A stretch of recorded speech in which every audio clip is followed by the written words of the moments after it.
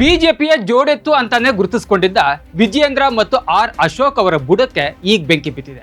ಇವರಿಬ್ಬರ ನಾಯಕತ್ವದ ಬಗ್ಗೆ ಬಿಜೆಪಿಯಲ್ಲಿನ ಅಸಮಾಧಾನ ಯಾವ ಮಟ್ಟಿಗಿದೆ ಅನ್ನೋದು ಹೊರಬಿದ್ದಿದೆ.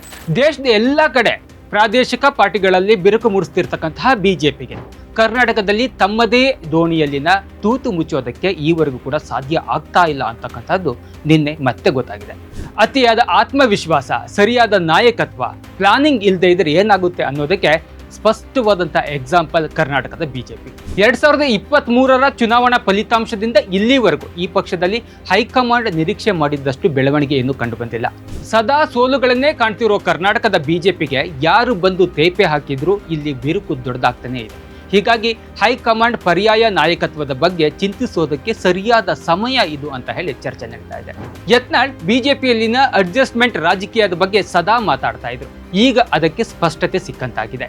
5ನೇ ಅಭ್ಯರ್ಥಿಯಾಗಿ ಕಣಕ್ಕಿಳಿದಿದ್ದಂತಹ ಮುಖ್ಯಮಂತ್ರಿ ಡಿ.ಕೆ. ಶಿವಕುಮಾರ್ ಅವರ ಆಪ್ತ ವಿನಯ್ ಕಾರ್ತಿಕ್ ಎಲ್ಲರಿಗಿಂತ ಹೆಚ್ಚು ಮತವನ್ನು ಪಡೆದು ಅಚ್ಚರಿ ಮೂಡಿಸಿದ್ದಾರೆ. ಬಿಜೆಪಿಯ ಇಬ್ಬರು ಅಭ್ಯರ್ಥಿಗಳು ಗೆಲುವನ್ನೇನೋ ಸಾಧಿಸಿದರು. ಸ್ವಲ್ಪ ಎಡವಟ್ಟಾಗಿದ್ರೂ ಕೂಡ ಇನ್ನಷ್ಟು ಮುಖಭಂಗವನ್ನು ಎದುರಿಸುವಂತಹ ಪರಿಸ್ಥಿತಿ ಬಿಜೆಪಿಗೆ ಬರ್ತಿತ್ತು. ರಾಜ್ಯಾಧ್ಯಕ್ಷರ ಬದಲಾವಣೆಯ ಸುದ್ದಿ ರಾಜ್ಯ ಬಿಜೆಪಿಯಲ್ಲಿ ಬಲವಾಗಿ ಹರಿದಾಡ್ತಿರ್ತಕ್ಕಂಥ ಸಮಯದಲ್ಲಿ ವಿಜಯೇಂದ್ರಗೆ ವೈಯಕ್ತಿಕವಾಗಿ ಆದಂತಹ ಸೆಟ್ ಬ್ಯಾಕ್ ಇದು ಅಂತ ಹೇಳಿ ವ್ಯಾಖ್ಯಾನ ಮಾಡಲಾಗ್ತಾ ಇದೆ. ಈ ವಿದ್ಯಮಾನ ಹೈಕಮಾಂಡ್ ಅಂಗಳದಲ್ಲಿ ಯಾವ ರೀತಿಯಾದಂತಹ ತಿರುವನ್ನು ಪಡೆಯುತ್ತೆ ಅನ್ನೋದು ಕುತೂಹಲಕ್ಕೆ ಕಾರಣ ಆಗಿದೆ. ವಿಜಯೇಂದ್ರ ಮತ್ತು ಆರ್ ಅಶೋಕ್ ಈಗಾಗಲೇ ಬಿಜೆಪಿ ವರಿಷ್ಠರ ಕೆಂಗಣಿಗೆ ಗುರಿಯಾಗಿದ್ದಾರೆ. ಇರುವ ಶಾಸಕರನ್ನ ಜೊತೆಯಾಗಿ ಕರೆದುಕೊಂಡು ಹೋಗುವಲ್ಲಿ ಮತ್ತು ಯೋಜನಾಬದ್ಧವಾದಂತಹ ಪ್ಲಾನ್ ಮಾಡುವಲ್ಲಿ ವಿಜಯೇಂದ್ರ ಮತ್ತು ಅಶೋಕ್ ವಿಫಲರಾಗಿದ್ದಾರೆ ಅನ್ನೋದು ಸ್ಪಷ್ಟವಾಗಿದೆ. ಮುಂದಿನ ದಿನಗಳಲ್ಲಿ ವಿಜಯೇಂದ್ರ ಮತ್ತು ಅಶೋಕ್ ತಲೆದಂಡಕ್ಕೆ ಒತ್ತಾಯ ಮತ್ತು ಒತ್ತಡ ಹೆಚ್ಚಾಗೋದಂತೂ ಸ್ಪಷ್ಟವಾಗಿದೆ.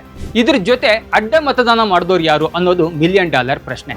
ಇಲ್ಲಿಯವರೆಗೂ ವಿಜಯೇಂದ್ರ ನಾಯಕತ್ವದ ಬಗ್ಗೆ ಫೈಟ್ ಮಾಡ್ತಿರೋ ಭಿನ್ನಮತೀಯರು ಹೈಕಮಾಂಡ್ಗೆ ಸ್ಪಷ್ಟವಾದಂತಹ ಸಂದೇಶವನ್ನ ಕೊಡೋದಕ್ಕಾಗಿಯೇ ಈ ಸ್ಕೆಚ್ ಹಾಕಿದ್ರ ಅನ್ನೋದರ ಬಗ್ಗೆ ಚರ್ಚೆ ನಡೀತಾ ಇದೆ.